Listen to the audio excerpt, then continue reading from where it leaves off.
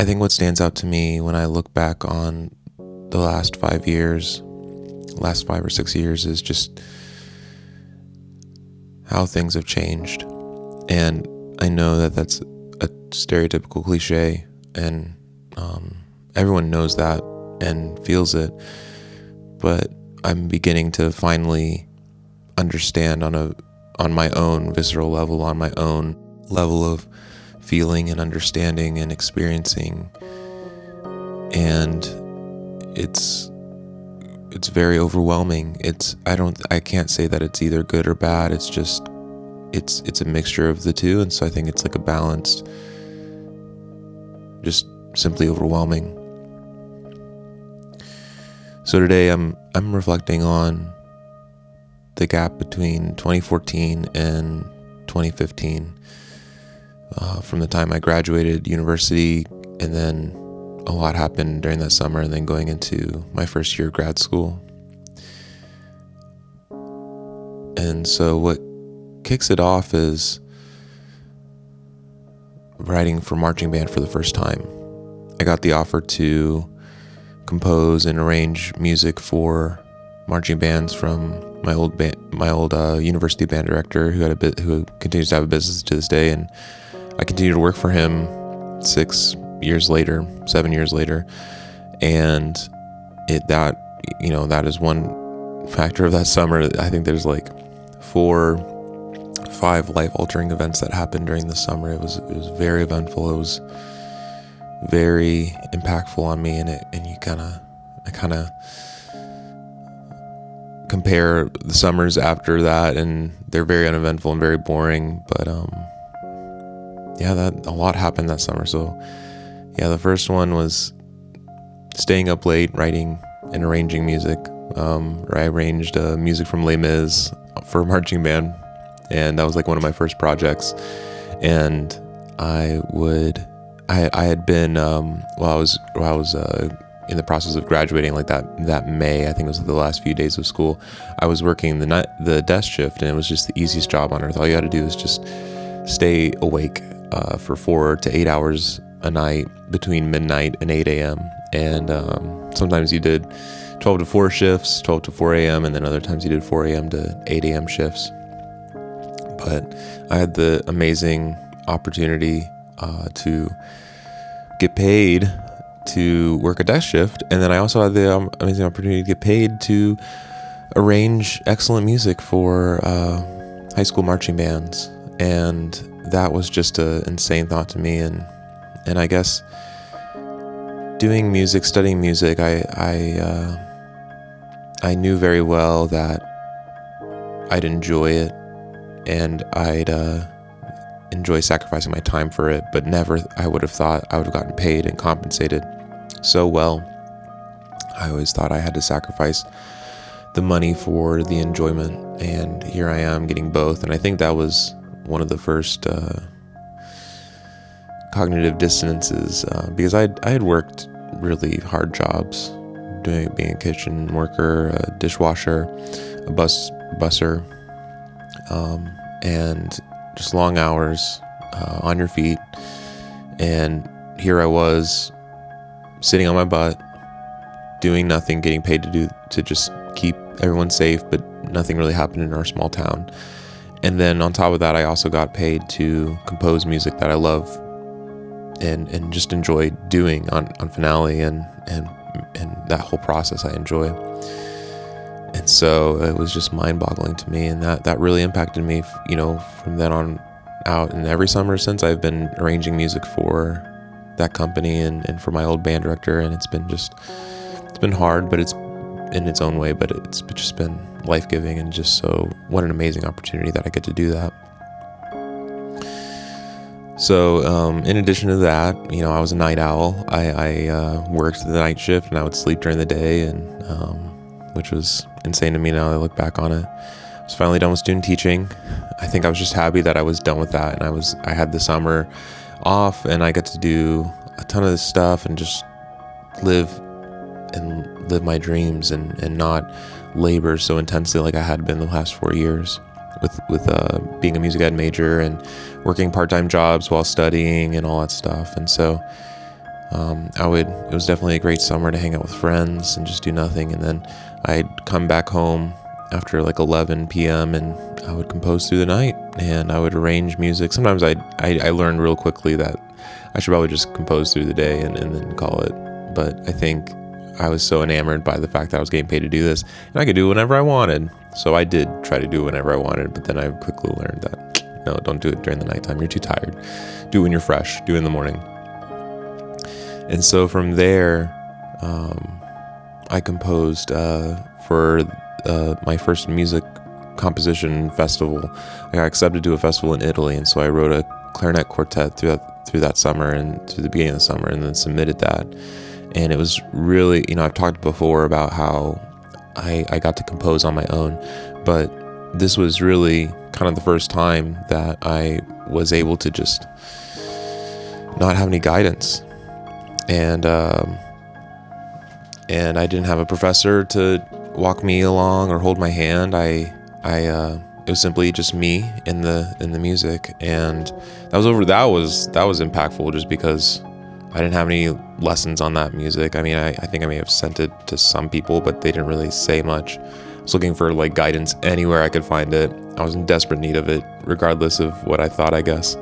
But I'm really proud of that piece today, and it's definitely part of me and part of my catalog, my lifelong catalog.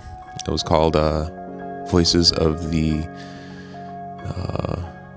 I can't even remember the title of it. Voices of the something self, of the isolated self, of the something. And I think I quickly learned, and I was so like, it has to be about something abstract, but like it can be about something concrete. And so I made it about what is autism or something like that. And when I went to the festival months later, I quickly learned, hey, I don't know if I'm qualified to do that. I don't know if we should, as composers, kind of trivialize really complex topics and try to make our music about that. And that was like a huge learning moment for me, but it would take a couple months later for me to realize that. But the music itself, I'm really proud of compositionally. It was part of my development. And I was listening to a lot of Steve Reich, and I had also listened to Johnny Greenwood's score to The Master, and that uses a lot of clarinet, and that just fascinated me to no end to write for clarinet.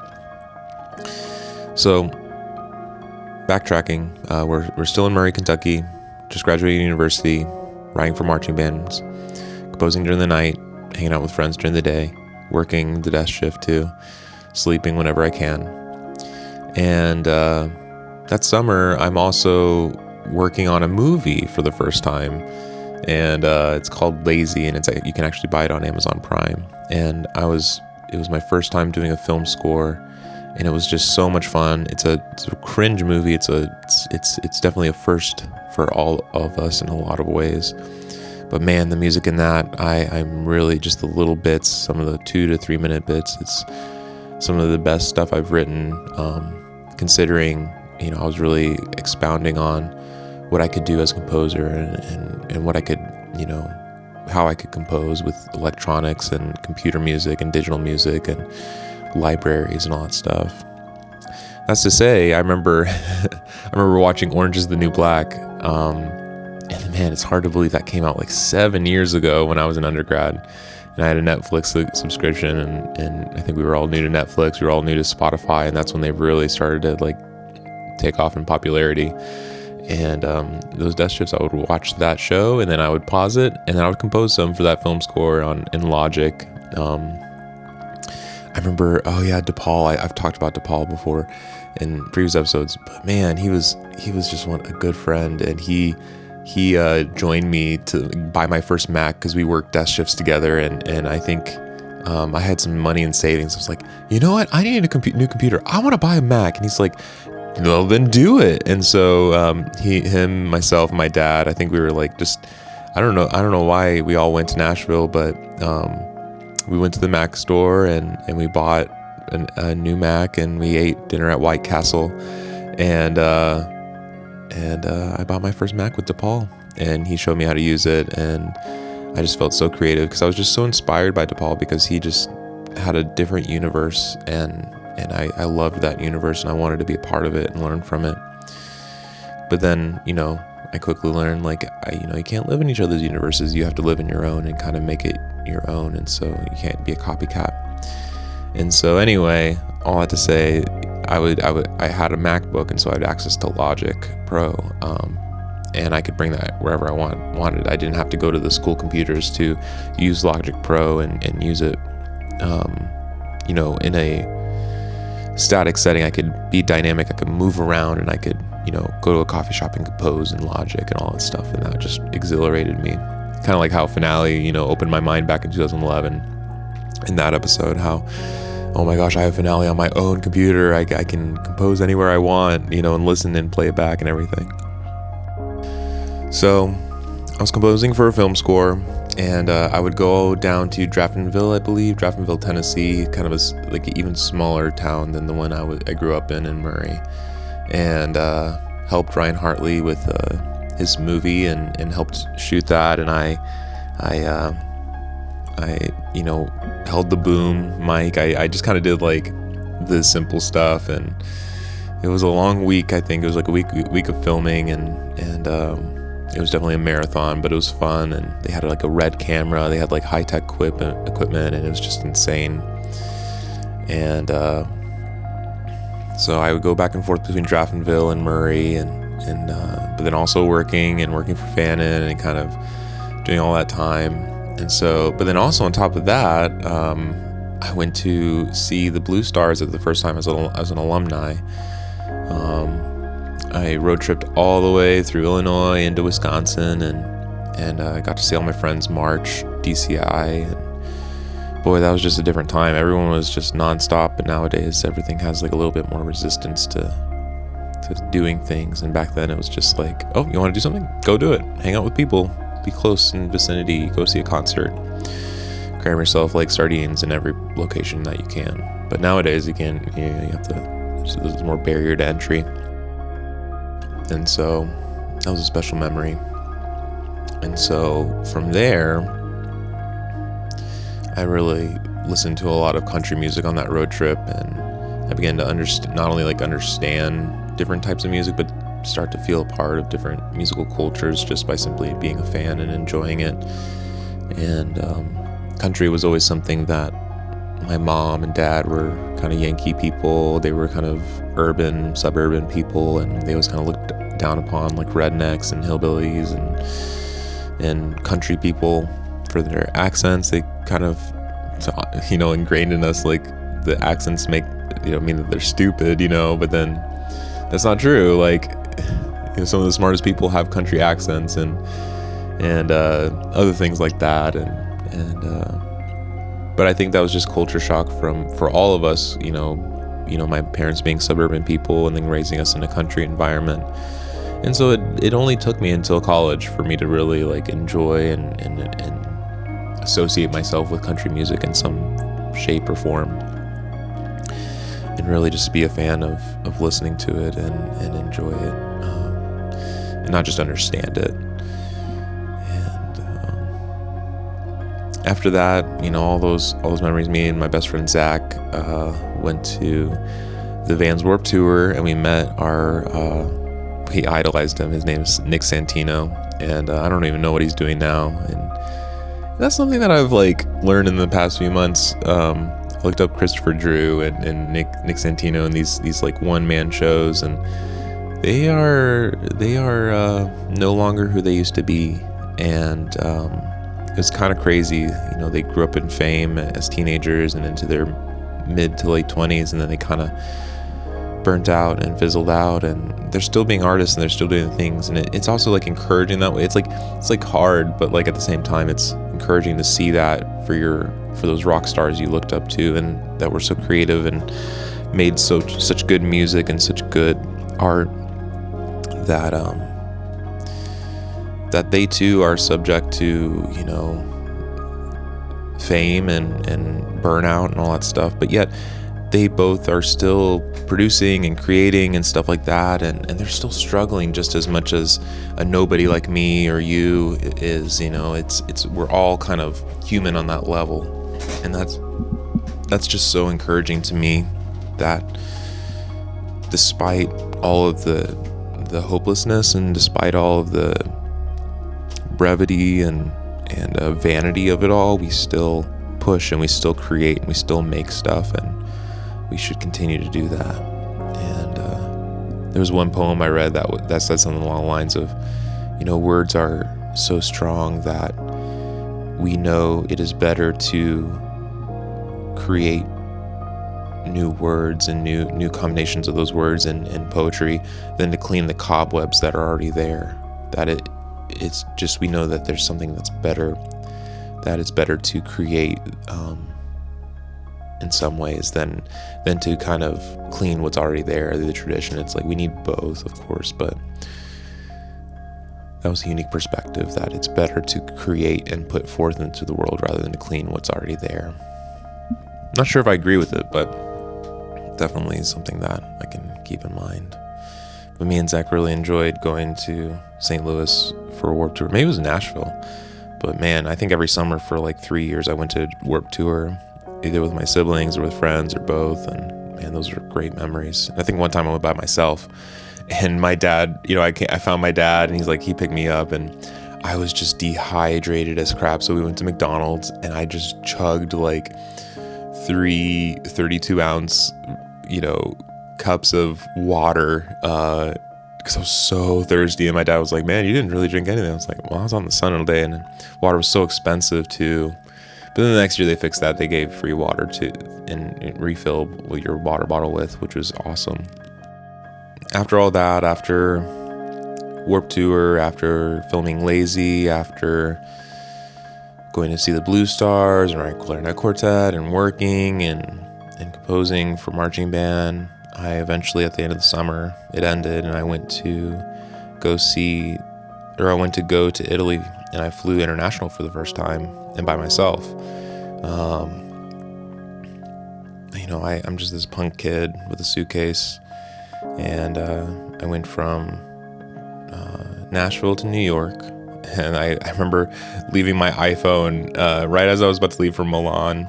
I left my iPhone in a New York a New York JFK airport stall, and I was mortified, and so I'm like, I'm in New York, I can't leave my phone here. So then I realized I was missing it. I went back to that stall, and praise God, it was still there. Definitely by His grace, it was still there. No one had taken it or kind of reported it as stolen. So that was like my first heart attack, and kind of like my sober reality, like I'm not home anymore, and I need to be vigilant and just kind of on my guard, and just watching myself and making sure that I don't make any mistakes. So I fly overnight from JFK to Milan, arrive in Milan, and it's like the morning there, and I'm trying to like speak barely any Italian that I know, but then I just say, do you know English? And I managed to navigate around, and I try to speak as not as many people as I can, because I'm just this like insecure, shy kid who's in a different country, doesn't know what he's doing. And I think I was 21 exactly on the dot, and I follow my route. I find the bus that I need to find that goes into the Centrale, the central train station in Milan. So I take the airport bus to the Centrale, and I know on a map how to get to the hostel that I booked from the Centrale to the hostel. And Milan was kind of empty and kind of barren, but like a couple people walking around. And so I walk with my huge suitcase in my white t-shirt and khaki shorts and flip-flops, and everything's cobblestone, so the suitcase doesn't really work out well. And I remember I felt like a long walk, but maybe it wasn't that far. But finally get to my hostel, check in, and I'm just kind of terrified. I have a whole day before I take the train to go to Pavia, which is where the festival was, and it's about an hour or so away via train. And so I remember just desperately wanting internet, desperately feeling so alone and so hungry. And I was just really insecure and scared. And looking back, if only I had a friend that could join me in the humility. But being by yourself, it's just a whole different experience.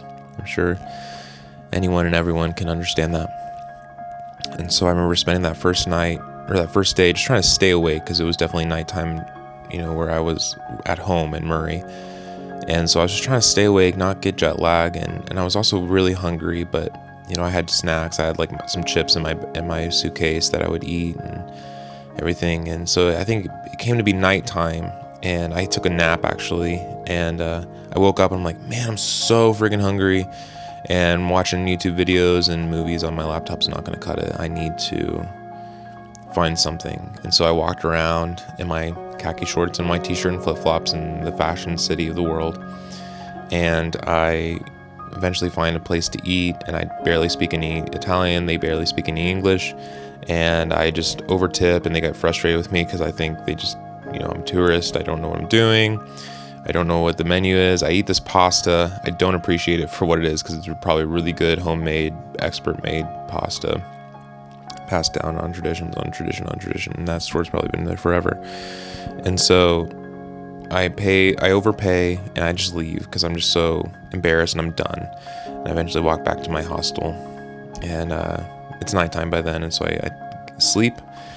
And next morning I go to Pavia, and that was my night. Well, actually, during that day I did tours around. I walked around Milan, and I went to the Duomo, the cathedral, and I walked to the old castle, and that was very special. But it was just by myself, and it was just kind of boring, and I didn't know what to do.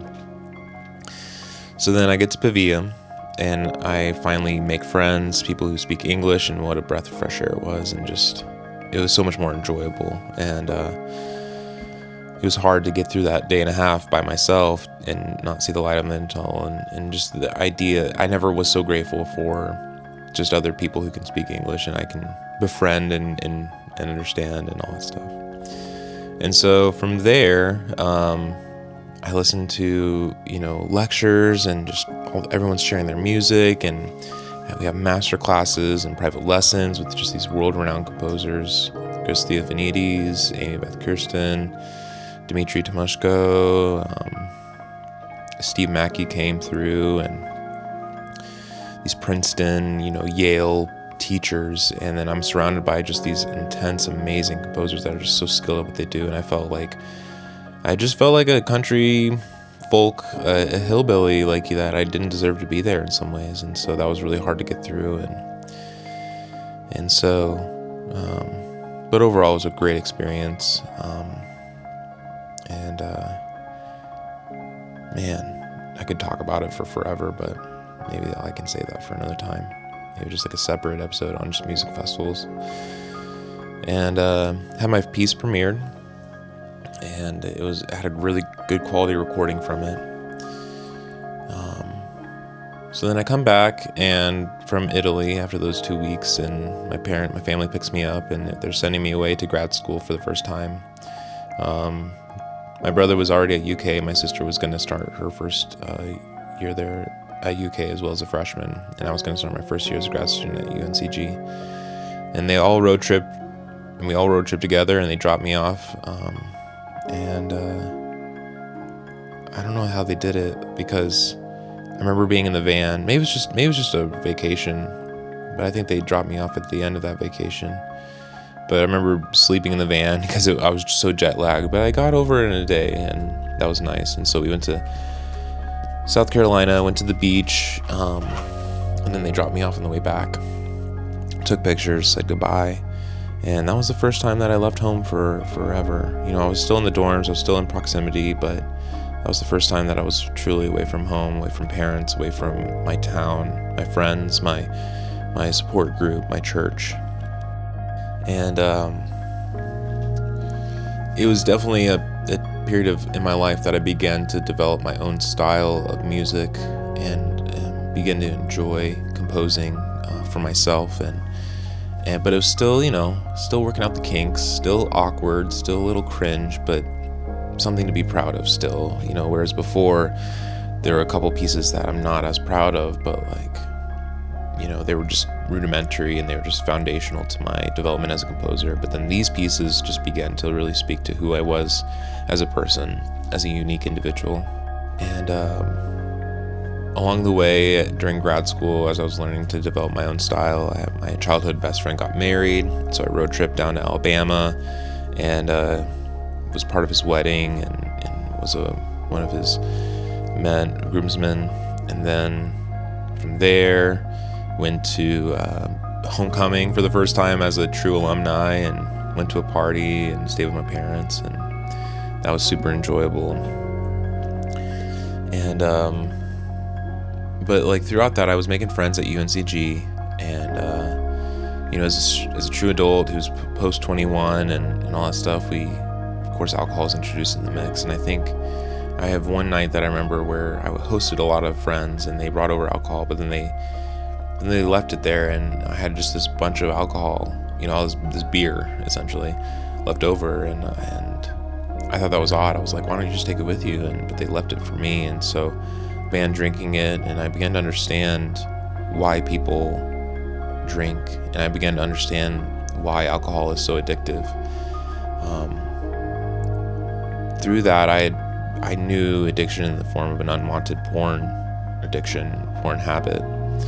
And I was trying to get rid of that, but the alcohol was through a wild card. It was a curveball into the mix, and so I wrote a cringe piece called "Addiction" for Sax Quartet. That was as I was going through experiencing alcohol for the first time, going through this unwanted porn addiction, this porn habit, and also binge watching Breaking Bad, which is a show about meth and drugs and addiction. And so I just remember my first experience with alcohol on my own and its addictive nature, being by myself in my apartment watching this anime called Anohana, and it made me feel all the feels and chase feelings and chase good pleasure instead of chasing God and chasing the goodness of who He is. I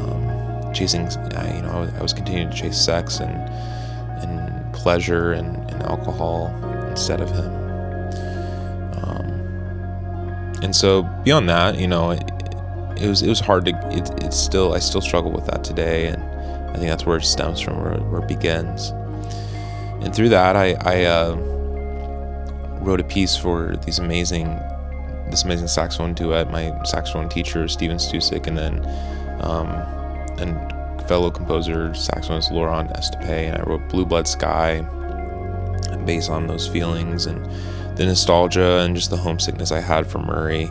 But it was still, it was a mixed feelings because I was enjoying being on my own. I was enjoying the North Carolina culture. I was enjoying being in a different place in such a great state. But I also was missing my home state and the cornfields and just the temperate nature of Kentucky versus North Carolina. The weather was much different because it got colder, and we were by the coast, and we had the mountains divide, and so the weather was different. Whereas in Kentucky, you're by the lakes, and it can get swampy, but it can get cold. So it was just radically different from how I grew up. And from there, Blue Blood Sky was a nostalgia piece, trying to reflect the bittersweet mixture of pleasure and pain with nostalgia. And I was inspired by Kingdom Hearts, and it was particularly Shion's theme, and that's one of that I wrote Addiction, and I'm not very proud of that piece because I think it could have been so much more. But man, Blue Blood Sky was an incredible piece, and still is to this day, and I really enjoyed performing it. I learned how to play it. It was one of the first legit official pieces that I began to study and perform and practice on my own instrument. And I performed with one of my best friends, Jacob Warren, and he's such a great saxophone player, and I think he's off doing photography and music and something else. And, I'm super thankful for that piece because it kind of got me through a lot. And I was able to just enjoy composing for the first time and have my own style, but also be impacted and inspired by music that I loved and grew up by. And Blue Blood Sky probably remains like one of the first legit pieces of my style and my compositional development that I'm super proud of. And it could be considered Opus 1, but I think that title begins in 2011 with Essay for Piano. So maybe like Opus 4, maybe 4A or 1A, 1B or something like that. And I think we went through the ice apocalypse at Greensboro, and I remember nights where it was so cold and it was so windy, but I walked to the beer store and got some beer and got the day off. And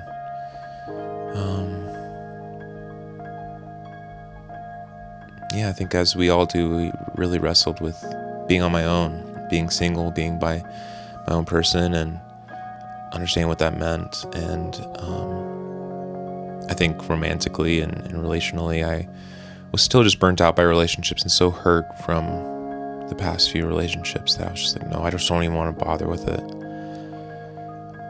And so I kind of remained numb in that way. And so I went after alcohol and porn.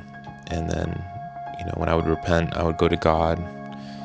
And I was still just a lost soul. But I was also like, but I look back and I'm like, man, I was such a lost soul. But at the same time, I'm so glad that God preserved me and that I didn't date anybody and hurt myself even more by pursuing vain relationships. And when in a time when I was not spiritually mature enough or emotionally mature enough, I was just emotionally unstable for those 2 years. And then it wasn't until I got to Denton in 2016, 2017 that I began to really just understand life and mature and become a better person, better Christian, better godly man. But during that time in Greensboro, I was just a wild card and seeking God, but I just kind of did whatever I felt good and whatever I felt was right. And I actually remember, I tell people this, I actually smoked cigarettes, through that first year, trying to figure out who I was apart from home. And I would smoke cigarettes when I was bored, and I felt like a fresh slate, and I would read books and felt so artistic. Because when I was at high school, we would do it the, old-fashioned way where they bought tobacco and they would roll it up in cigarette papers and smoke it that way. And I think I had just become low-key addicted. I quickly realized, the year after, that smoking was just not for me, that I felt awful after I did it, and I knew that wasn't going to lead to anything good. But that first year, I was like, man, I'm a clean slate. I can smoke if I want to. It's not going to hurt me. And so I felt invincible. I felt the same with drinking. But I still felt like kind of quasi-damaged because of just all the years of porn in my life. And I think that really hindered my ability to relate to men and women alike. And the reason why I was so insecure and so I think I was just shame ridden, and I was just so ashamed of who I was and what I had done and everything with my girlfriends and in the past, and felt awful. And also just all the porn that I've watched and used and all that stuff, and that scarred my memory and my brain. And so I think that's just one of the primary reasons I was just so insecure, was because I was so scarred by those things, and it was hard for me to relate to friends and people. I was the blind leading the blind, and it didn't take till getting healed and going to God and Him healing me of my porn addiction and all that stuff that I began to become more confident and selfless. And it was hard, still hard, but I can understand. I can look back and forgive younger Jake and understand why I did what I did. It's all I knew, and I can point to a particular reason why I was the way I was. wasn't awful. I wasn't like, murderous or anything. But still, I could have been better. I could have been a better version of me, a more holy version of me that represented Jesus better, that represented God better. I joined a church. I joined Cornerstone Baptist Church, and I was slowly kind of getting involved. I played keys in the band and made some friends there, and more on that probably in the next year after that. So.